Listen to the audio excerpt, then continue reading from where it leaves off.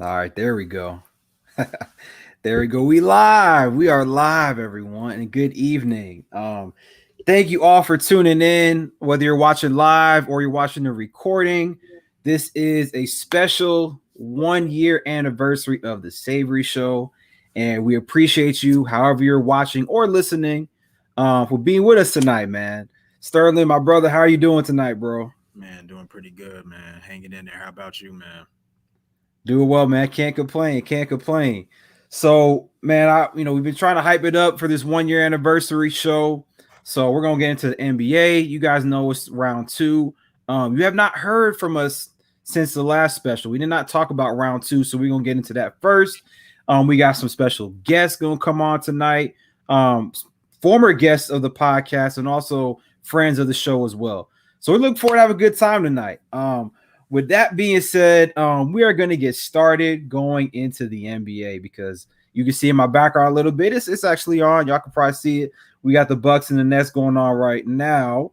But bro, we missed a few games, so I know we're a little late on these predictions here. But bro, I want to start with you. The game that's on right now, man, is the Nets and the Bucks. If y'all haven't got a chance to see it, the Nets, man, they've been tearing them up. They've been tearing them up. And you guys probably are aware that James Harden in game one, in the very first few minutes, he hurt his hamstring again, right? So he was out. The Nets still won game one, and they won game two very handily. So, bro, I want to know from you, man, as we get started here, what's your take on this series between the Nets and the Bucks? Yeah, I just think right now Brooklyn Nets are pretty much really exposed Giannis' weaknesses as far as not being able to shoot pretty well from the perimeter, whether that's three-pointers or whether that's mid-range. I just believe that the Nets are really exposed him in that regard. I know right now the Bucks are up 30-18, and I think they will win tonight's game. Just because I just don't see them getting swept, obviously. But I just believe that, honestly, Kevin Durant is going to really take it to Giannis, as we've seen the first two games. I think it's going to continue throughout the rest of the series. They don't really have an answer for Kevin Durant at all, and nobody does. But even though we know Drew Holiday is a good defender, we know Chris Middleton tries, very hard on the defensive side of the ball, but they have nobody who can really guard Kevin Durant. And they were hoping that Giannis could at least do somewhat of a good job because they match up as far as height and length. But that hasn't happened so far. And personally, I just think that, overall, Brooklyn Nets are just too much. Kyrie Irving's, first two games, he played phenomenal as well. Blake Griffin had a resurgence, as we've seen the dunks that he had in the play that he's given a lot of energy to Brooklyn, which he has done this whole entire second half of the season.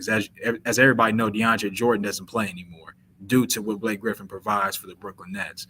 It doesn't have to be scoring, but he provides a lot of hustle plays, and that's what they need. Obviously, I think Brooklyn, in my opinion, I think they'll win it in six. I think Milwaukee will get two games. Honestly, I think Milwaukee probably win the next two games at home personally. And I think Brooklyn will win game five. And I think you might see James Harden possibly come back in game five if the series is tied. I think that will happen. Now, obviously, if Brooklyn Nets beat them, they say if they lose this game, but they beat him in the next game, obviously he won't come back. He'll come back in the conference finals, which I kind of hope happens for him just because, the hamstring injury. They said it wasn't a tear, but you still got to be careful with a hamstring injury. But with that said, Brooklyn Nets are just phenomenal, and I just love what they're doing right now. Absolutely. I won't speak as long as you on this series. All I gotta say is Nets in five. Nets in five. Okay. Like you said, they might get tonight, but let's be honest, it's a wrap. They don't, like you said, bro. Look, the Nets will give them a game. They'll give them a game, but that's it. And I think part of the reason why, bro, obviously, when it's just KD and Kyrie, you could think, okay, maybe the Bucks can kind of hang with them, but I feel like besides Giannis, their supporting cast hasn't really done too much. We know Chris Middleton, he lit up my Miami Heat, right, in the first round. He hasn't been pulling his weight in this second round, bro. I think that's obviously a big reason to why, they can't really hang with them, right? In the Nets, man, I feel like each series we get in, further in the playoffs, they're just going to get better and better because everyone talked about the chemistry, lack thereof. But look, man, KD and Kyrie, two of the top we're gonna say 7 top 8, players in the game right now. I know some of y'all might have Kyrie maybe out of the top 10, whatever, but they're cooking right now. Like you said, Blake Griffin has been like the third wheel since James Harden went down. They got Joe Harris shooting threes.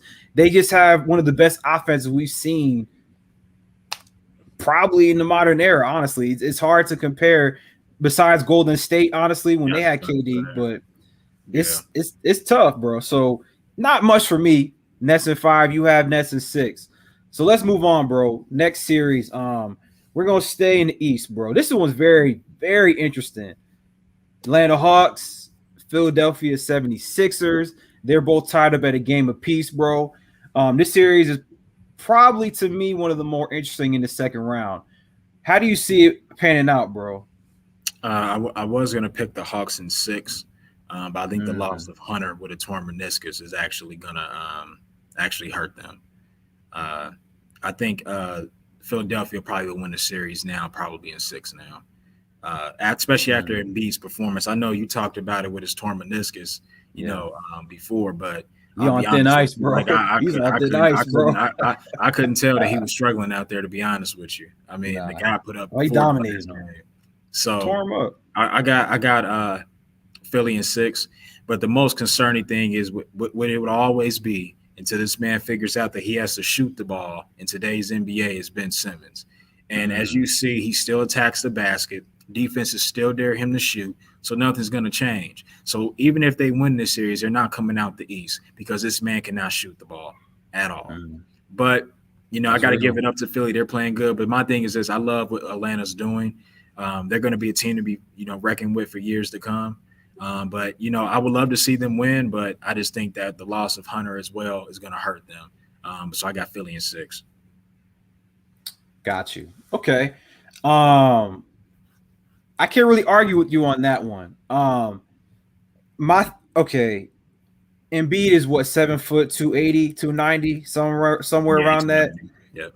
That torn meniscus scares me because I think at any moment he pivots, he turns, lands a certain way, it's over. So that's, like you said, whether they get past this round or not, that's something to definitely watch. Me personally, I gotta go with the Sixers in 7. That's where I'm going, bro. Shout out to Perry. You put it in there, Sixers in 7. I love the way the Hawks are playing, bro. Game 1 on the road, they came out firing from 3. Now we understand, like in game 2, they weren't hitting those shots like that. Games 3 and 4 will be very telling. Coming back to the crib in Atlanta, I think game 3, the Hawks might get them. Yeah, I wouldn't be surprised if they got 3 and 4, honestly. No, but me either. Yeah, that's the only thing. And the Sixers, y'all, if you haven't noticed, they're actually awful on the road. Like, they're a great home team, and this was a problem with them last year too. They are amazing at home, and they're like mediocre on the road. Now we know obviously most teams are like that. They're better at home than the road, but the Sixers are significantly worse on the road. So I think game 3, they're gonna pack State Farm Arena out, as many fans as they can, abiding by the the guidelines. And I think the Hawks are gonna come out hot game 3, put pressure on them. And like I said, I pray that Embiid, literally doesn't put too much pressure on his knee and is able to continue balling, because he's probably, bro, he dropped that 40-15 piece. He's gonna average over 30 and 10 for the series. We know that. Yeah. I think Sixers in 7. I think home court does matter in this round for sure. I'm going to go with them, but I do think, like you said, the Hawks are on the up and up. Losing DeAndre Hunter that's a big loss for him. I know he's a young up and coming player, a nice wing player, but it's going 7. It's going the distance for sure. And like you said, Ben Simmons is that like Achilles heel that's going to hinder them shall they make it to the next round. So, okay, I think that's one of my favorite series I want to see, but we're going to take it out west. We're going to take it out west. And, bro, I mean, luckily, we have time to talk about, because this series could have been over. It might already be over. But I want to hear from you, bro. The Phoenix Suns, the Denver Nuggets, the Suns are up 2-0. They've been making light work of the Denver Nuggets. You guys know Jokic is the MVP of the season. But bro, he looked like he was playing 1-on-5 yesterday. It was just him. I mean, Everybody, all those other starters, bro, they couldn't do anything, bro. I mean, Um, yeah. I mean, but it's yeah, bro. showing So, in this series. Like this is why you miss Jamal Murray. Like yeah, this is what happens. Like Jamal Murray will be able to at least keep them, within the series. Because I honestly think they're going to get beaten 6. Um, oh yeah, like I don't think they're going to be able to beat Phoenix. And another thing is too, the reason why Phoenix is successful against them is because DeAndre Ayton can hang in there with Jokic. He's not. I'm not saying he's a better player, but he bothers him. He can hang in there with him. And DeAndre Ayton is going to be the future as a great center coming up pretty soon. Like this guy's phenomenal.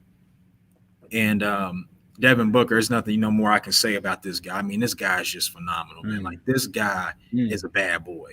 And Chris Paul's leadership with Monty Williams' coaching ability, I just think that, they're going to win in 6. And personally, I'll be honest with you. I'm going to let them say it. I got Phoenix getting to the finals.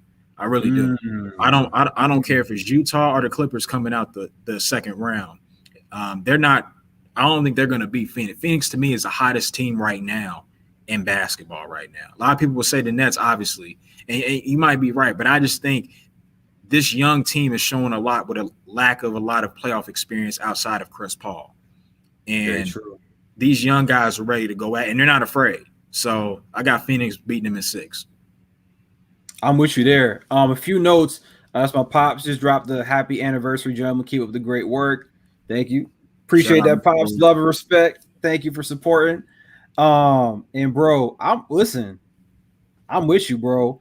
Hey man, when you I'm not saying this literally figurative speech, but when you kill the king, which was LeBron James in the first round, that's a huge confidence boost. We know Anthony Davis was not really there to help, but you take down Bron in the first round, never happened in his playoff career. Their confidence is through the roof, right? You have home court, you have a higher seed than Denver. You saw the arena, the crowd is back in it. They're live, they're engaged. Bro, I didn't think they're going to be up 2-0, but like you said, bro, I'm going with Phoenix in 5, bro. Like, I think they're going to lose. Listen, I think they're going to lose game 3. I think they're going to lose game 3, but after that, I could see them taking 4 and 5 at the crib. They're not going to waste any time. Like you said, Jamal Murray, though, bro, without him, what's this? I forget. I'll be honest. I can't remember their point guard's name. Is it Campazaro? What is his name? Yeah, the point guard. I don't know his name, bro. Come on. It's just they're no match, bro. It's just and the thing is, with all respect to Jokic, great offensive player. He can't play defense, bro. He can't defend against a center like DeAndre Ayton, like you said. And Ayton's at least a big enough body, athletic enough to stick with him, because we know Jokic isn't, at least when you watch him play, you don't think he's like a super athletic dude. He's not really jumping off the court. He's got the height. He's got the skills to put the ball in the hole, but he's not athletically. He's not the same as a Joel Embiid as a center, right? So DeAndre is athletic enough to.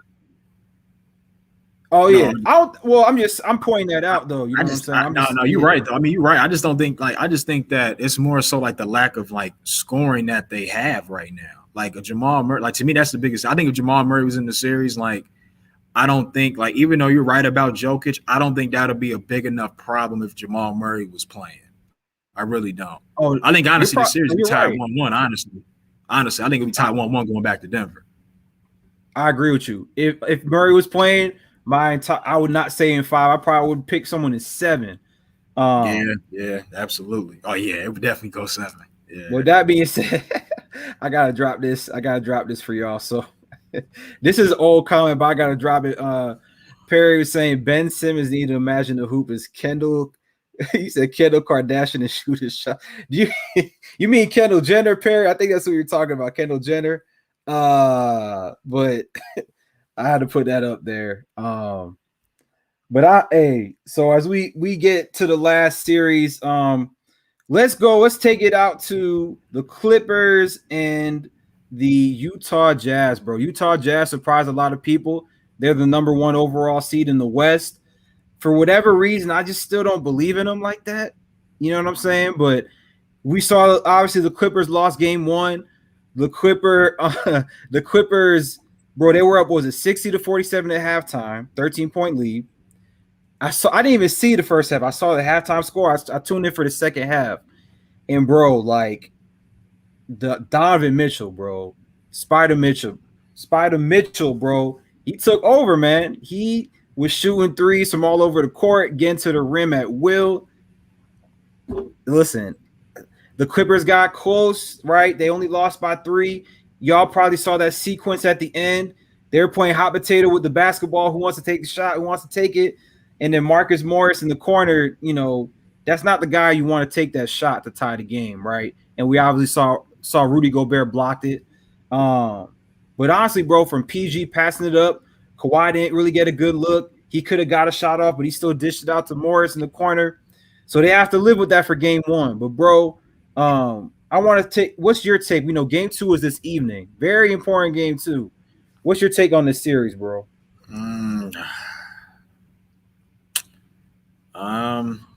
To be honest with you, I'm not really for sure which way I'm gonna go with this one, but I might pick Utah in 7. I think I'm gonna go with Utah in 7.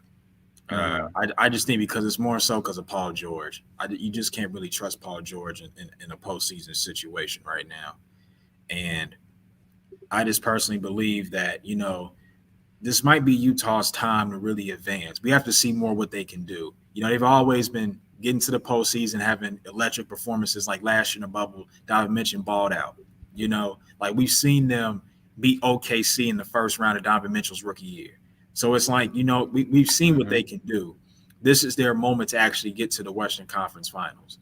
And they're one of them young teams Absolutely. Who are out there right now who are an up and coming team. So I would actually like to see them actually, get through this series. Obviously I would like to see, Kawhi and PG get far, but I just don't really have much faith in them right now. They make a lot of decisions, like bad decisions, like you just mentioned with the last possession they had with Marcus Morris shooting 3 in the corner, which wasn't a good shot. It's just like, where's the leadership within that team, right now? We thought Rondo would bring it, but obviously I don't know if he can really, reach these guys right now. I know they got through Dallas, and I get it, but they shouldn't even allow the series with Dallas to get to 7 to begin with. Like, it shouldn't even happen that way. Like, like you come back 2-2 to your crib and you lose game 5. Yeah, you won game 6 and 7, but it's like that shouldn't happen. Like, that shouldn't happen. So we'll see, man. But I'm going to go with Utah in 7, man. How much, like, I would love to see Kawhi and PG get far. I just don't have faith, man. So Utah in 7. I'm with you. I'm with the points you said. I'm not with your pick, but I'm with the points that you said. And we saw against Dallas. Dallas is a one-man band with Luka. He has to score 30-plus a game, get about 10 assists a game to keep it. Kawhi showed me something that game 6, though, when he dropped the 40-plus. Life was on the line. They showed up. Game 7, the whole team showed up in Staples. I'm not confident in this round, though, like you said. Now, if they could snatch game 2, I'll feel more confident, but I don't have until game 2 to make my pick. This is gonna be. I'm gonna go with the Clippers in 7, and I'm honestly, I have no faith in my pick whatsoever compared to any pick we just mentioned earlier. I just want to see the Clippers make it. I really do, man. I love Kawhi Leonard, Paul George, bro. Is it Pandemic P? Is it Playoff P? What's the nickname for him now? I don't know what it is, but. Again, bro, he shot awful in the first game. Honestly, this whole playoff series, he hasn't been consistent again, especially from 3. So it's going to be very interesting to see. They have to come out aggressive game 2 and not give up that lead like they did the first time if they even get a 13-point lead. And like you said, in crunch time, stop playing hot potato, and Kawhi got to be the one to take over anybody else. Kawhi has to be the one to step up. We know PG is not – we've seen him plenty of years in the league. I just don't think he's the guy for that team to take that shot for them, bro. But we got some great matchups, y'all. I know there's no LeBron in the playoffs. There's no Steph in the playoffs. We've used to been seeing that for the past few years. So it's almost a breath of fresh air, right, for all these teams. And, Utah hasn't always been that, or especially Phoenix. Phoenix has been terrible, right? and for them to make a 2 seed and to really compete and potentially make it to a conference finals and potentially make it to a NBA finals, we're gonna have to see about that. But we're very confident in that. In the Eastern Conference, pretty much we got the Sixers and the Nets.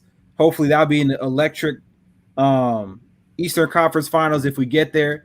That's what we're hoping for. With that being said, that's our NBA talk for right now, y'all. We got some special people in the house, right? We got special guests like we promised are going to come on, and we're going to transition the show now because we want to get to the fan/guest love. Honestly, I didn't put guests in there, but I put fan appreciation and fan love. So with that being said, we're going to bring on our very first guest of the Savery Show speaker series, and his name is Dr. Doug Olberding. There he is right there, ladies and gentlemen. Welcome to the show, Doc. We appreciate you being on. Dr. Olberding. Great to see you guys, and I love the show, and I love what you guys are doing. So I'm very happy to be here today. Absolutely. So if you guys didn't go back to the Dr. Olberding speaker series, you got to go back and check it out. It's still relevant to today. Real quick backstory. So Dr. Olberding at Xavier University, he was Sterling and I's professor, advisor, mentor, all these roles you could throw at him. Very, very knowledgeable man when it comes to the sport industry and sport management. To be honest, Dr. Olberding's part of the reason Sterling and I even met in grad school, right? We kind of were paired together on a project. So it's kind of funny how that worked. And it was great to obviously Dr. Olberding carry on and continue our, relationship and friendship, mentorship and all of that. So with that being said, Dr. O, we just want to, just thank you. We appreciate you from being our very first guest, right? We weren't sure at the moment, the direction of the show, where it's going to go. And we got a lot of great feedback from your episode to really jumpstart that speaker series. Like, we've been able to have some phenomenal guests, but if it wasn't for you kicking it off, we might not have been able to get there. So we have to show much love and appreciation to you. Absolutely.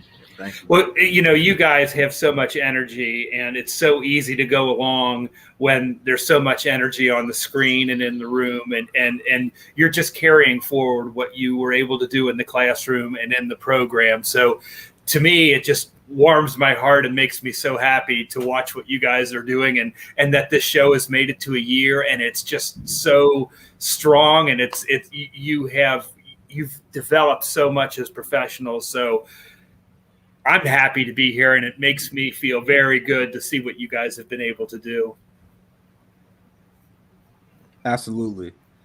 So yeah, like I said, we just want to keep you on for a few minutes. We know, okay.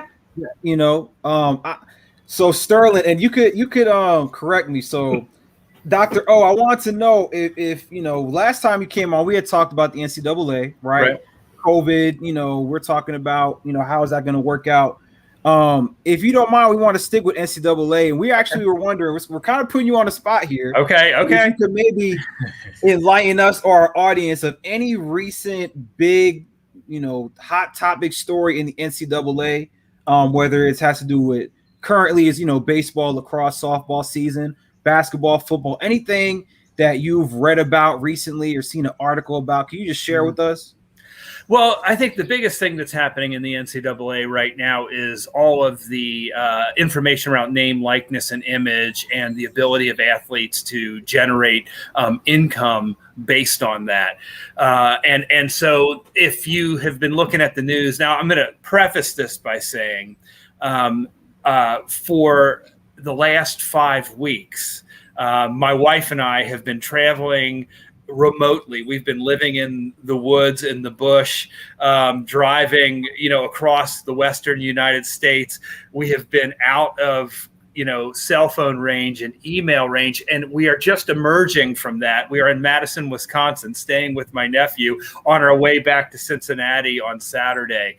But the thing that is, I think that the biggest issue that's happening with the NCAA is going to be around this name, likeness, and image. And you're starting to see now the conflict that's happening between sort of the NCAA and state legislatures. You saw today Mark Emmert, the president of the NCAA, sort of come out and say, we need some kind of national legislation in terms of dealing with athletes' ability to make money. And it gets back to that sort of that core issue. Any student who is not an athlete could, have a podcast or an Instagram account or do any kind of job and make money as a musician or as a celebrity and not be in jeopardy of losing academic scholarship or anything like that. There's the restriction, though, on athletes. And of course, that is in the process of changing, and how that sort of plays out is going to be a pretty big issue. The other thing I think that's going to be kind of cool coming up, and we knew this was going to happen, it was just a matter of when, is talk now about the NCAA, or excuse me, not the NCAA, the college football championship expanding to 12 teams. And so that was, we all knew that was going to be a matter of time. It wasn't going to stay at 4. Nobody likes the idea of 4 and, the 5th and the 6th and some of these, sort of, non sort of the bigger conferences being sort of aced out. So that's the next thing that we're going to see. And I think when the next television contract comes up for NCAA football, we're going to see 12 teams in a playoff situation. So that's going to be pretty interesting to see how that all plays out.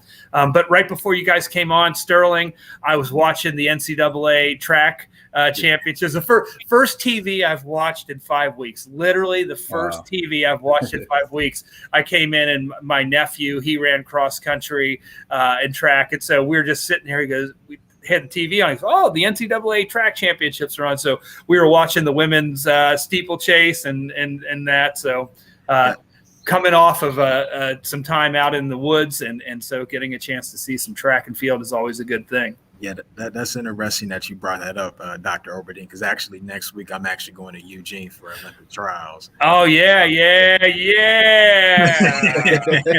Dude, I would love to do that. I mean, that's something that I haven't been able to do that, man, I'll tell you what, if I had a chance to go to Eugene and watch any track, I'd watch a dual meet in Eugene, but to go see the Olympic trials, man, that's going to be cool. So I take a lot of pictures, man. I will. And just real quick, I wanted to ask, because you just brought up college football expanding to 12 teams. Can you just explain how possibly that could be just a huge impact over the landscape of college football? Well, the biggest issue, if you think about with college football, it's different than any of the other, sort of championships. All the other championships are essentially owned by the NCAA. So the NCAA, with the basketball tournament, for example, they get about 90-something% of their revenue from the NCAA men's basketball tournament. And the money that they get there sort of pays for, the other championships in like golf and tennis and everything, track and field and everything like that. But the NCAA does not control the college football championship. That is basically controlled by, the power conferences, right? The conferences control that championship. And so I think the sort of the really, really big thing is that, you're going to see an extension of the season. So it's going to impact the bowl season. I don't know how, but if you think about the fact that we have all of these sort of holiday bowls, some of those are, probably going to be pooled up and other ones are going to be sort of pushed down and become these secondary things. But I can see now that the NCAA college football thing, right now it's the week after New Year's. I could see it extending beyond that.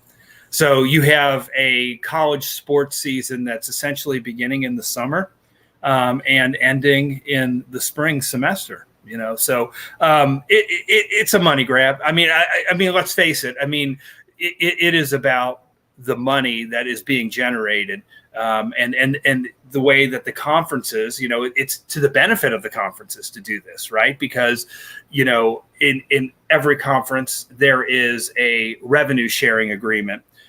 In terms of, whether it's the NCAA men's basketball tournament or college football, the team that wins doesn't get all the money. There's a revenue sharing agreement and it trickles down to the other. So it's to the benefit of the conferences. And, you can imagine the television ratings are going to be phenomenal. So,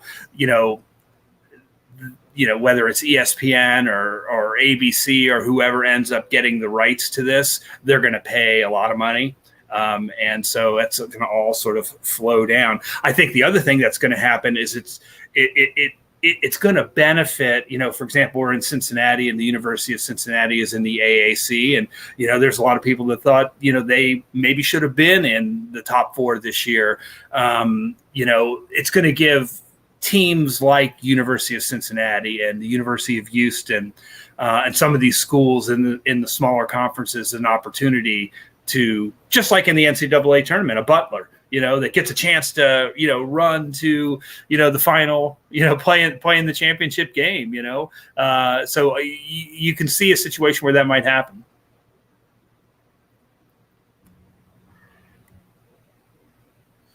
Absolutely. And that's very interesting, like you said. I was waiting to see if you're going to bring up the money grab, like you said, because if there's more money to be made, why not go out and get it?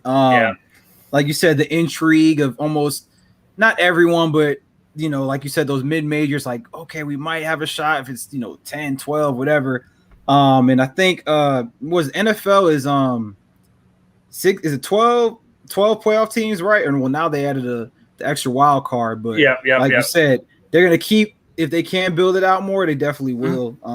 So it's not just, Ohio State, Clemson, Bama, Georgia, no schools. So some other team. Yeah, it's the same. It'll be interesting to see. It'll be interesting to see too, like the player likeness too. I'm interested to see how that's going to pan out. It's panning out already. You're seeing some athletes that are able to take advantage of this. There was the basketball player from Iowa that started sort of a Bitcoin investing thing and made significant amount of money. He would not have been able to do that. There's students at every university that are doing this, but he, with his fame of his notoriety from playing basketball at Iowa, was able to raise the value of his Bitcoin. But again, I don't think it's going to sort of, well, who knows what's going to happen. I think it's a new era of college sport. And I think the one thing that has, when I think about the structure of intercollegiate athletics, right? They pay everybody except for the talent on the floor, So you couldn't pay, Mick Cronin at UC $5 million a year if you had to pay the players, right? So you're paying, these coaches are making $6 and $7 and $8 million a year. And they say, well, there's no way we could pay the players. Well, yeah, you could. I was reading at Ohio State the salaries of the assistant coaches. Kerry Combs, who was a high school coach in Cincinnati, who's now the defensive backs coach or something like that at Ohio State, makes like $3 million a year. He's a defensive backs coach at Ohio State. He's making like $3 million. So, the fact of the matter is you could, pay the athletes. If you didn't have to pay $10 million or $6 million to Nick Saban or whomever. So it's just going to be interesting. I think what you're going to see, though, it's going to be a bifurcation. You're going to have schools at the top with media attention and everything like that, and you'll see a lot of schools drop football. I really believe with the pandemic, you think about the pandemic and what the impact of that on college athletic departments, and then this, you'll see a lot of. I think the number of schools participating in Division I college football is going to shrink. That's a good point. That's some good insight. Dr. O, real quick about, I had heard, and I heard a few weeks ago about the player likeness. Was there an idea, I believe, that like whatever they make, it would go to some type of escrow account, and then kind of like when they're ready to leave the school or graduate, that's when they'll be able to see it? There's some proposals like that. I think it's almost on a state by state level right now. And this is one of those things that, when I think about when I teach constitutional law, like when will the Supreme Court take up an issue? It's when there's so much disparity around an issue. And not that this will come before the Supreme Court. It already has. But I think there's going to be a call for federal legislation if it gets to the point where there's too much disparity in how the states are handling this. But, think about it, man. It is, part of the issue is, you and I, we all have sort of jobs, right? And there's, this notion of workers' compensation. If I'm teaching a class and I walk out of the classroom and, somebody just got done mopping the floor and they didn't put the sign up and I slip and fall down the steps and hurt myself, I'm entitled to workers' compensation because I was hurt on the job. And, same thing with you guys, right? And part of the real issue with staying away from full professionalization of college athletics is this whole idea around workers' compensation. You get hurt playing sport, man. You're going to get hurt. Everyone's going to get hurt. And so if you're being paid to play and you get hurt, what's the mechanism? What's the, liability of the institution there? So there's so much to work out, and we're going to see some real changes. It's hard to predict what's going to happen. But I would say this: in 10 years, college athletics isn't going to be, big time basketball and football isn't going to be what we're seeing today. I think it'll be different.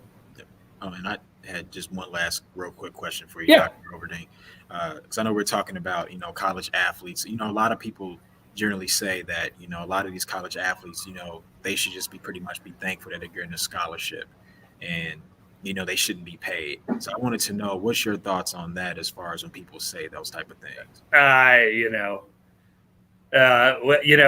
It's a very sort of narrow view of what's going on, in my opinion. That they should just be thankful that they get a scholarship. Let's be frank. You guys know I've been involved in higher education for 27 plus years. You all went to school. You were sometimes you might have been athletes and everything like that. Athletes. The pressure on athletes to perform is separate from their pressure to perform in the classroom. And so let's just be honest, right? Maybe there are the athletes that are able to take advantage of true, but I know this for a fact, that if you are as an athlete, okay, if you're a college football player, okay, when does football practice happen? I don't know. Tell me, when does football practice usually happen on the college campus? When? Like 3 o'clock, 4 o'clock, something like that? Yeah. Okay, right after the classes, right? The early classes. Yep. So if you're a biology major, let's say you want to be pre-med, okay? Well, you don't get to pick when the labs are. You can't go to your coach and say, I'm sorry, I can't go to practice because I got a biology lab at 4 o'clock, So that there is not complete freedom, sort of academic choice for athletes, right? If they want to perform, if they want to, sort of pursue this, they don't have 100%, sort of freedom to choose whatever major they want to do. They don't get to study abroad. You want to study abroad? No, we got summer practice, man. You got to be here on campus, right? So when they say they should just be thankful, I would say that's true if they had complete freedom to choose the major and study the way that they wanted to do, but they don't have that. And I would say that to anybody that would say you should just be thankful that you get to go to school. BS, man. Sorry. No, that's a great point, a passionate point, and we're past that, right? It's like it's 2021. Like, the amount of money, the revenue that they bring in, like, and the fact that if you're especially college football or basketball, it's like you're doing a full-time job and more, and school. So it's hard to expect, like you said, pre-med or any type of, demanding major like that. Voluntary workouts, they're not voluntary. Let's face it. You got to be there. If you don't go to the voluntary workouts, on your scholarship, you're off the team, you man. Show up. Yeah, exactly. Yeah. That's a great insight, Dr. O, and we're definitely going to have you on again, talking further. We get closer to, the college football season start in a few months. Yeah, definitely want to revisit that and see, what's brewing this time. Obviously, with COVID still a thing, but kind of, the states, obviously allowing, fans back and seeing how that will be affected for college football as well. Right. It'll be interesting to see, what some of the plans are come this July and August. But again, we appreciate you so much. All the fans listen, like I said, this man means a lot to both of us. Personally, through our education, the podcast, even the first guest we've had. So really appreciate you could get on with us to celebrate this 1 year anniversary, man. Thank you so much. Thanks, you guys. Peace to both of you. And I, support what you're doing and keep rocking it, man. You guys are doing great. Thank you. We appreciate it. Absolutely. Thank you. All right. So real quick, y'all, before we wrap up the show for the evening, I did want to take some time to just shout out some of the people who've been supporting us, some of the guests that we've had. As we mentioned, Dr. Olberding was our very first guest. From there, and for everyone watching, forgive me if I'm out of order, but I know we had Rashad Johnson come on, former Arizona Cardinal, now as a motivational speaker. We've had Alicia McNeese, brand communication manager from the Atlanta Hawks, and we talked about voting and how the Atlanta Hawks played a role, the NBA played a role in voting. So you guys know all the guests that we've had have been intentional. It's been for relevant causes and purposes. Shoot, bro, Sterling, some of your colleagues, your supervisor, Robin Beeman, she did an amazing job a few weeks ago too, keeping it real with us about just us personally. And for anyone who's an aspiring sport administration professional, she dropped some gems. So for everybody who hasn't, maybe, whether it's your first time or you've been consistent, definitely go back to our link tree. We have our YouTube, we have our Facebook, all the audio platforms for the podcast. Definitely tune in. Definitely check it out if you miss anything. Even if it was way back, it's still relevant to today, right? Got a big shout out to the 336 podcast. They came on, showed us love early. Sterling and I had the opportunity to go on their show first. Then they came back for us. So we've had plenty of great experiences. RC, the man Ryan Clark himself, did us a big favor coming on our show. We obviously didn't have to do that. We reached out. We were persistent. He showed us love and respect. We showed it back, and, just sharing it with him and others. That was a big show, obviously, for us, right? A big milestone. I don't want to forget anybody either. Yeah, Miss Andrea Williams came on. Diane Billings-Burford. Sterling, I'm going to let you talk too, bro. Yeah. I was just going to just mention Shell, my colleague, who works in international teams with me at USA Track and Field. I just know, he spoke a lot about just his experience working in being a collegiate athlete as well. So I just wanted to shout him out also for coming on too. Absolutely. Like I said, I'm not trying to miss anybody. We've had a good amount of guests though, bro. We've had a good amount of guests. Like we said, we just wanted to do it for the culture and not for clout. We legitimately mean that. Like, we want to make sure that we're providing knowledge, providing insight, whether you in the sports or you just want to be informed on things like that. So that was the purpose, man, of us coming together. And Sterling, real quick, bro, I'm waiting for my bro to get on. He's going to be on in a few minutes as we wrap up the show. Those who don't know. Oh, snap. My bad. Oh, yeah, you good, bro. We had Drew on last week. I couldn't forget. Yes, sir. We had Drew, the man himself, Mr. ATL. Yeah, Mr. ATL. The Hawks, man. Mr. Josh Smith. So I couldn't forget him. Absolutely not. Absolutely not. And he'll be on more shows as well upcoming, y'all. So if you guys appreciated that episode, definitely go back and check it out. The most recent one. Even just to get some fun, some fact, some laughs. Sterling, we got a lot of great comments based upon your take on LeBron in the last episode. Yeah, that was a funny moment. People kind of on both sides of the coin with that one, but yeah. So it's just a lot of fun, man. We're passionate about it. Sterling and I are still ourselves, as young Black professionals in, trying to make it in sport administration. And, like we said with Dr. O, man, he plays a big role in where we are today and where we're trying to go, keep furthering out, giving back to the youth, doing it for the community. Things that Sterling and I are obviously both passionate about. So obviously you see us, we have the funny banter going back and forth, like some of the sports shows you might see on TV, but it's all real, man. We have fun with it, man. Every time. It's not just a scripted show. I've said that a few times now. So you guys understand that. we have topics that we do hit, but at the end of the day, his opinion is his opinion, my opinion is my opinion, and we respectfully disagree. Sometimes we agree, but that's just what we do, man. And we appreciate everybody that showed love, anybody that's ever liked a post, a comment, subscribed on YouTube. We're obviously, we started audio, then we tried to branch out with YouTube. You see the platform we're using right now, right? We got the ticker, we got the background. Just trying to do as much as we can, man, to get our messages out there. We're almost at 10 speaker series guests, and then we're going to keep the speaker series. I think that's a key part of what we do, honestly. I mean, people, whether you DM'd us on Instagram, just kind of shouting out every time we have a special guest. It's great. Sterling and I are very knowledgeable about the sports we talk about, whether we played or just the educational piece or the administration piece. But having these guests, these professionals put us on game and put our listeners on game, it's a great part. You know what I'm saying? Sterling and I are smart. We don't know everything. So we want to make sure we bring in those professionals who certainly do. So Sterling, real quick, bro, I want to turn it to you just to speak a little bit about, this 1 year anniversary, what we've been doing. And I think my bro's about to get on, but I'm gonna let you go first though. I was gonna say you on mute. You good though? Yeah.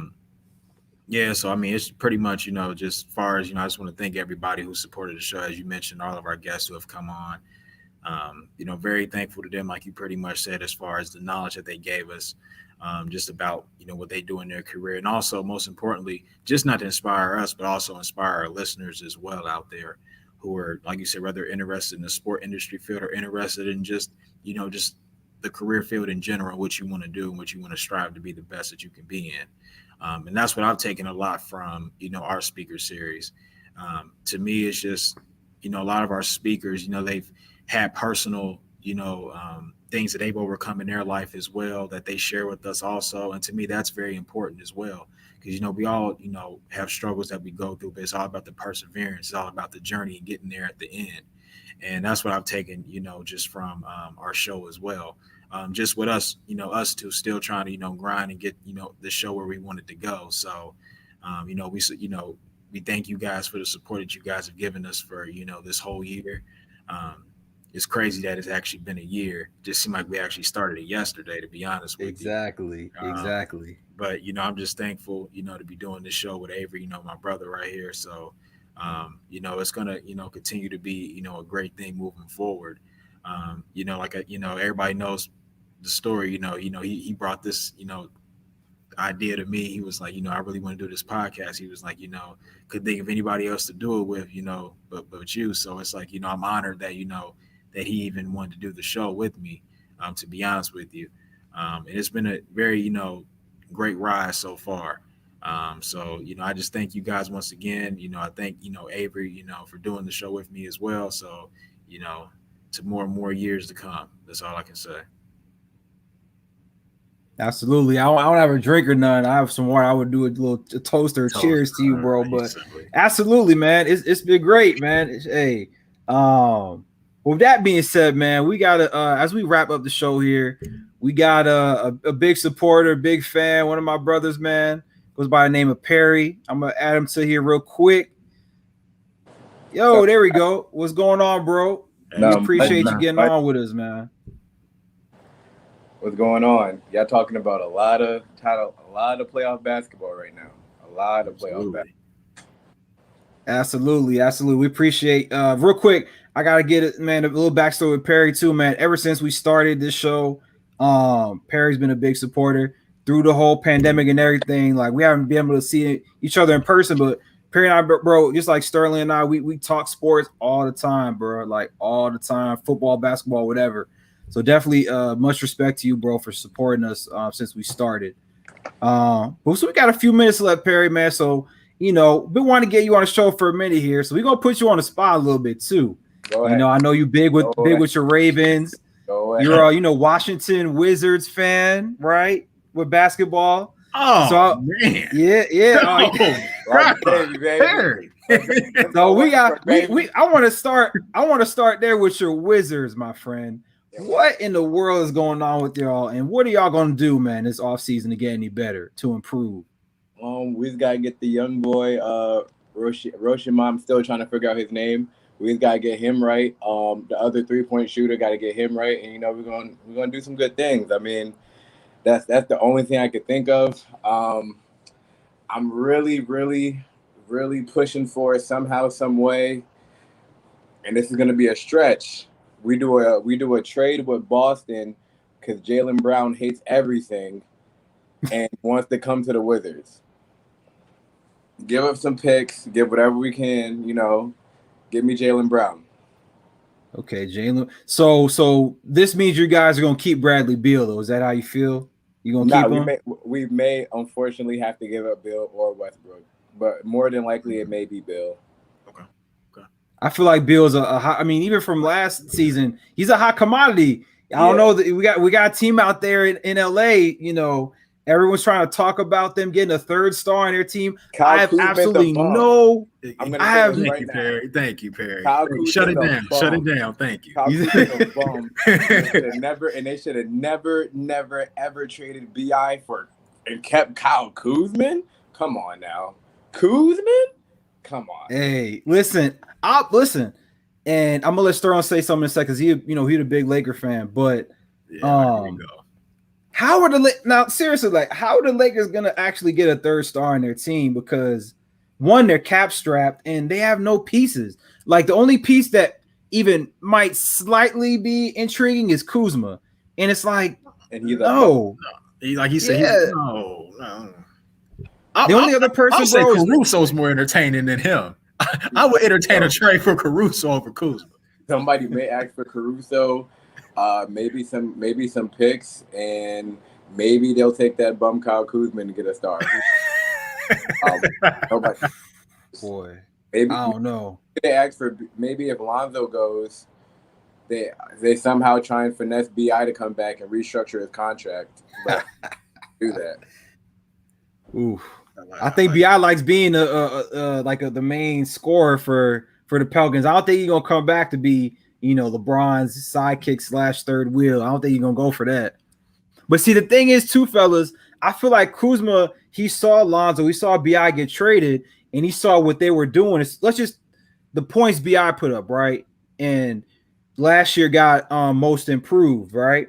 And Kuzma's probably like, oh man, I could do this too. If I just get a chance outside of LA, I could be scoring 20 a game. And he can't. No, okay. That's what he thinks, though. I feel like he believes that. He believes that in his head. He could believe that all he wants. Everybody knew BI could have been a bucket getter. The Lakers gave him up way too early.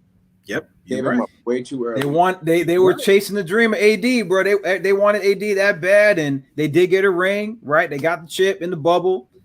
We don't know where it's going to go from here, though. So that's a good, we got to stay tuned to see what's going to happen. Here's the crazy comparison. It's getting AD is like the Titans getting Julio. You have somebody that's a top 5 player and everywhere, but is injury prone as anything. So it's either you either get one chip, it's either you get one chip or you get no chips. So you got to throw them all in and see what you can get.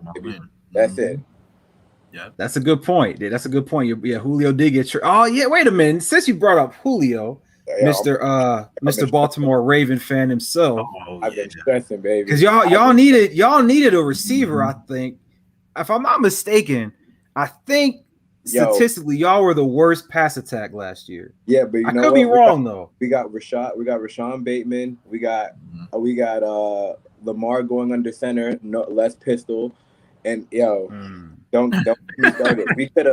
We could have gotten Julio, but what happened was we had the 2 first-round picks. I'm guessing Eric DeCosta was like, I'm going to use the 2 first-round picks to get the pass rusher, which we got, and then get Bateman because Bateman was still on the board. Bateman was pretty much like B level, maybe C level of like Jamar Chase. Okay. He was pretty much up there, but he was in a smaller school. He was like Jamar Chase in a smaller school. Aggressive wide receiver, can catch everything, can do everything. So once they got him, they were like, nah, if we can get him, we don't need Julio. Which I think is maybe, I'm just going to say an EDC we trust. That's all I got to say. Because okay, We saw what happened with Diggs. You rather get the vet than get the guy that you don't know. Mm-hmm. So real quick too, because Julio only got traded for like what, a second and a fifth, I think. Yeah, they didn't even have to give up a first. It's that cap. The cap hit, though. You're right. It's the invisible cap. In the words of my boy Ingraven, who's a Ravens YouTuber, the cap is cap. The cap is cap. The cap is cap. Elaborate on that a little bit. What do you mean exactly when you say that? Because you didn't you hear like they were talking about all the stuff is like funny money where like they're transferring money over for like the next year that you don't have to pay, so you can pay people now, but you'll owe it later. Mm-hmm. Yeah, the cap is cap. The cap. Howie Roseman, and I don't even want to bring up my team, but Howie Roseman of the Philadelphia Eagles, he does that, right? The reconstructing of the contracts, turning some of the salary into like a roster bonus and all this other stuff. Yeah, they be finagling some things. You're right, they do be finagling some things. Cap is cap. Okay, I like the cap is cap. That's funny. The cap is cap. Okay. Man. So bro, we haven't talked NFL in a little bit, bro. We haven't. So we got a few more minutes left. We could kind of end on football. Bro, I want to go to, your team, the Dallas Cowboys, because, your boy Dak's been in the news, as you know. Oh, yeah, making that money, boy, making that money. I'm gonna let you do it, bro. Let us know about Dak's new financial endeavors at the moment. If 5-year deal with the Jordan brand, got the Jordan logo on the cleats. Come on, man. Look, man, Dak is doing it out here, man. I got to give it to him. He got money from the Dallas Cowboys now from Jordan. Come on, man. This dude balling, man. Shout out to him. It's a good look. I got to look. Y'all know I don't like the Cowboys, but I respect Dak. That's a nice move. You leave Adidas for Jordan. Now I hate the team, the owner, and the fans. Dak is listen, the brother could play, man. I respect him. I just can't root for him when he's playing my Eagles. I thought he was gonna leave. Y'all might have heard previous shows way back. Yeah. I've been rooting for Dak to lead the Cowboys. Unfortunately, that didn't happen. We gotta see him twice a year. I hope the brother's healthy, but in Hurts we trust. That's all I'm gonna say. Oh, I wanted Dak to go to the Redskins if he didn't get if he wasn't gonna get paid. You put him on the Redskins, he's good. He don't gotta. The Redskins job and the Colts job were two of the easiest jobs you could get because the Colts job. Carson Wentz literally got handed an elite team. He got handed a great defense. He got handed good enough wide receivers, but a really good running back, an offensive line with Quentin Nelson that could literally kill anybody. And he has a coach that he knows, that was offensive. The one that believed in him. He got thrown an alley, and then with the Redskins, you got McLaurin, and you got both of them. You got all. You might as well call the Redskins the Washington Buckeyes, okay? Because they got all them great Buckeyes. Yeah, they do. Well, they need a new team name, right? The Washington Football. They need a new name, so. Buckeyes, because they got all them Buckeye boys, man. They're gonna go crazy. Well, if they could have kept Dwayne Haskins too, but we obviously saw that didn't pan out. Man, Haskins about to be in Philly under Big Ben. So I don't. Oh, Pittsburgh! Don't put that on Philly, please. Put that on them Steelers. Don't put that on my team. Steelers. Yeah, put that on Pittsburgh. Don't speak that because that would be something the Eagles would do. Yeah, exactly. Glad you said that. Nah, hey man, Jalen Hurts is that guy. So we're gonna see Hurts take over quietly. Humble, respectful, leader of men. Similar to Dak, right? Leader of men, control the locker room. We're going to be quiet and humble this year. I'm not going to be talking my ish like I normally do. I'm going to be quiet, and we're going to see what the Eagles can do. Can you just relax, though? Like, you already assuming what's about to happen with Hurts already. He's that guy. He still has more to prove, though, bro. Oh, absolutely. I'm saying the leader. I'm just talking about the leadership intangibles that Carson Wentz did not provide as a team. I give you that. That's what I'm saying. I got Philly just scraping maybe the playoffs, or they'll play that extra game to get a wild card seed. And I got for your Cowboys, I got the Cowboys actually making the playoffs this year. Making the playoffs. because Zeke doesn't look fat anymore. So Man, look, honestly, Stop I'm worried eating. about that Yeah. with Zeke because honestly, in my opinion, and Avery knows this. I said it when Zeke was about to sit out a couple years ago. I said Tony Pollard can play, and I was like, I was like, I don't know if Dallas should give all that money to Zeke. Obviously, they wasn't for sure about that. yeah, And we'll see. Like you said, he's lost. He's losing weight, but I don't know. Like you shouldn't pay that much money to a running back, in my opinion. And they paid him a lot, and now they're going to pay for it. they paid him too. They stuck with him now. That's the thing. You can't really trade him at this point, right? And get in for a running back to try to get any value. So you're stuck with him. Yeah, But it'll be interesting to see, bro. Your division is loaded, obviously in the AFC North. Y'all's division is loaded. division is way too low. Oh, don't get me started. Jesus. The Steelers, the Browns, who everybody think is going to be that next team. Oh, Who am I missing? Oh, the Bengals. Well, the Bengals, they're going to be the Bengals. Joe Burrow hopefully gets healthy, but that 3-team race, I mean, you can't count out Pittsburgh. I'm not saying they're going to win the division, but you can't count them out. Cleveland looks pretty good. The Ravens, I want to see if Lamar can take that. See, here's the thing, too. We got to watch, fellas. This year, because I seen this earlier today on Get Up, they talked about Josh Allen, Lamar, and also Baker. Now, I think if I'm not mistaken, Perry, this year or this offseason or next offseason is when they can do their contract extension, right? Yep. So pay very close attention to how the media and everybody's talking about Lamar. I hope and pray he does well. If he does not do well this year, or if he goes one and done the postseason, they're gonna get on him hard this time. Well, I can say this. If we can, this is the great part about our season, because in the beginning we play everybody out of conference, and then we play pretty much everybody AFC in the AFC North, like the last 8 games or so, or 6 games. We play everybody in the AFC North at the end, so we're just seeing everybody again whenever we make it into the playoffs, which is fine with me. What I'm gonna say is Josh Allen is Lamar with a bigger arm and athleticism. Like he's big. If you were able to get Big Ben and Lamar and make it into one person, that would be Josh Allen. He's very athletic. We all seen him hop over dudes and everything. Like he gets it done. So I give him a lot of credit. Baker is a one-trick pony. You never know what you're gonna get from him.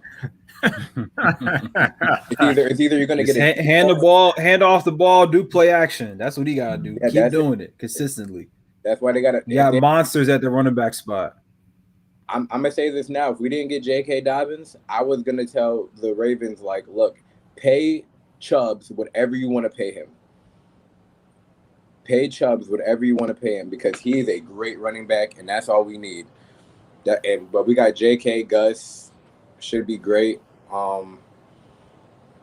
That's pretty much it. That's the Ravens should make it. We're gonna make it to the AFC Championship against, and we're not probably gonna go against Kansas City. I'm gonna say that now. We're not gonna go against Kansas City. We may go. You think they're gonna fall off this year? We're gonna go. I'm gonna tell you what's gonna happen. The Colts are gonna go against Kansas City, and the Colts are Kansas City. I got it. Yeah. Don't say that, man. Don't say that. The Colts. If I can be a fan of any other team other than the Ravens, it would be the Colts. I love that team. I love how it's made. They do have a good team. You're right. It's a great team.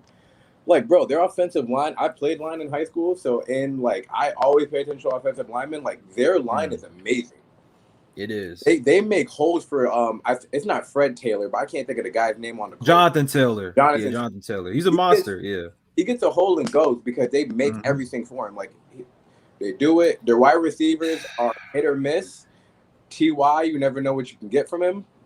But Perry, who they got a tight end in Indy? Do you know? Or Sterling? Who do they have a tight end? Do y'all know? Doyle still? Doyle. I think it's Doyle. Yeah, I think it is Doyle. So, Carson Wentz's best friend is the tight end, as we've seen over these last few years. So I didn't know they don't really have a dynamic tight end. But besides that, y'all really think Carson Wentz going to take him to the AFC Championship game his first year, Perry? He can't. The Colts? If he doesn't look broken, It looks like he's with his buddies again. He's in Indy and like he's in Indianapolis. We're going back. We're turning the clock back to 2017 is what you're telling me. We're gonna have an MVP type year. Hold on, I know you pretty much thought he would, Avery. You thought he was gonna show out this year. I did think he's gonna do. He can't get much worse. He can't get any worse than he was last year. He can't. He can't. He can only go. He may look MVP like this year just because of the running game. And because of that defense, I forget what's his name on the defense. Their defense is good. Like it's pretty solid. So you don't think Buffalo has a shot to get back to the AFC Championship? Buffalo's going to be hit or miss. It's like I think a lot of people going with Buffalo. A lot of them going with Buffalo too. A lot of people are going with Buffalo. I had Buffalo at one point, but then I had Buffalo in it again. But again, I look at that Colts team. Like that Colts team can get it done. Like they can get it done. If my sleeper to do anything is Miami to do something. Mm-hmm. My sleeper is Miami just because of the coaching. It's all on Tua. We're gonna see about him this year too. We're gonna see how he can do. The AFC East, it's a little more competitive this year, right? Yeah. Talk about them Patriots, Avery. Let's talk about it. Talk about your boy Cam Newton. Well, it's over for him. Listen, it's a wrap for him. It's a wrap. He might start in the beginning, but we know he's not going to make it a full season. Mac Jones is waiting, and he will start by probably week 7 or week 8. I believe that. I don't believe Cam. I mean, the Patriots, we know they spent all the money. They spent all the stimulus money in the offseason to get all these players, all these free agents to load up their team. So they're going to have the 2 tight end set. They got Hunter Henry. They got Jonnu Smith. So they're going to be able to make some noise. Cam Newton, we know he loved Greg Olsen in Carolina. Yeah. So he's got tight ends this year who could ball pretty much. Look, man, I want Cam to do well, but I just can't. Last year, I'm like, Patriots, they're going to make the playoffs and all that as a wild card. I'm not that confident this year, but at the same time, they got so much better. So it's like it's hard for me to think they'll be worse off, but is Cam really going to be the one leading? I'm not certain on that. I might have to take some time before I could really believe in that. Yeah, I agree with you. I think by week 7, week 8, Matt Jones will be starting for sure. Could be a lot sooner depending on if they're struggling. It could be that, or even if he gets hurt, you never know. That could too. Be injury. That too. Never wish that on anybody, but the way Cam's been taking these shots up, yeah. Mm-hmm. What's your take on that, Perry? If Cam can get past the foot, because I was telling people between COVID and the foot injury, like that was what it was. Like that foot injury stuff, that takes a while. So if he gets past his first year with it, I mean, he can do something. I just want to. Y'all got to remind me again, who's in that AFC East? Because I'm trying to think. It's the Patriots, Miami, Buffalo, and then the Jets. And then the Jets. They could finish like 2 and then probably get in the wild card this year, definitely. Mm-hmm. Like they can do it. Mac Jones starting. Knowing Boston, knowing their fans, if he doesn't go at least 4-1. Depending on who they go against the first first 5 games of the season,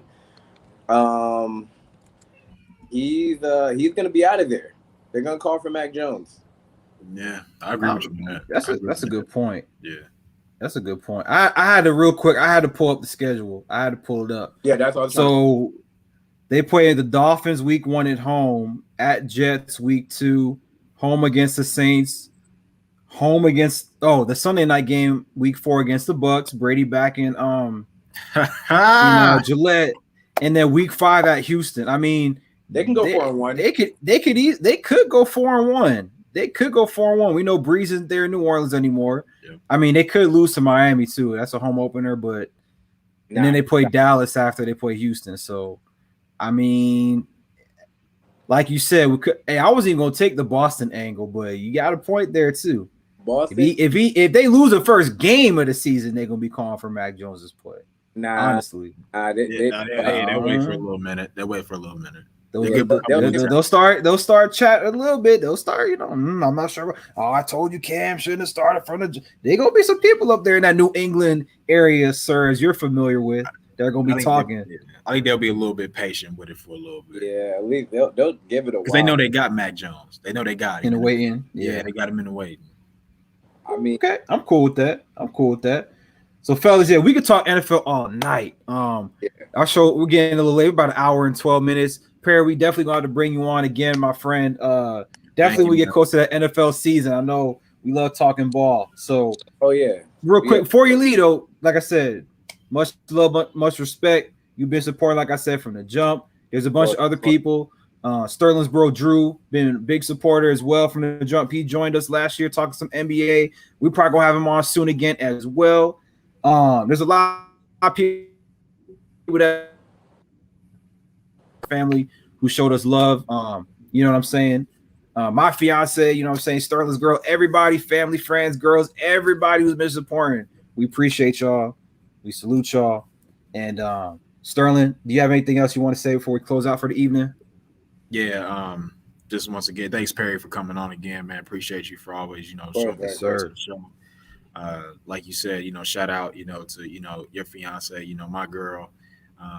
Also, just real quick, I just want to putting up with us doing the show at night and stuff that. You know what I'm saying? Also, I wanted to give a shout out to my mom as well, because my mom has been a huge supporter. It's also her birthday today, so I just wanted to say happy birthday to my mom, 61. So happy birthday, Miss Sharon. Yes.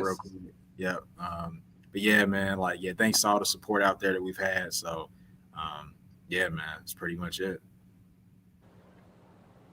That's what's up. So I got to end with this. I had one of, another ticker, the what's next, you know what I'm saying? So again, definitely we're going to get more guests on the show. Feel free to let us know if y'all see someone you think would be good for the Savery Show. Let us know. It could be anybody. It doesn't matter if you think they're unreachable. We're going to at least try. But let us know. We want to get the sports professionals, some more athletes on here, whether they're current or retired. We might even get some more, youth sports people on here as well, as far as like coaches, administrators, and whatnot. So we got a lot coming up, man. The T-shirt too. The T-shirt is coming. T-shirt is coming. Merchandise is coming. The merch is coming. So be on the look for that. The merch is coming. I'm telling y'all. With that being said, man, it's 9:30. We're gonna watch some NBA, get with our families and everything. So much love, much respect to everybody that tuned in, whether you're watch the live show, whether you're watching on YouTube or whether you tuned in through the audio. Appreciate you. Follow us, show us love at the Savery Show. You see the ticker down below if you're watching. Savery Show is spelled Savery. And y'all have a good night. Peace. Right, thank you for celebrating with us.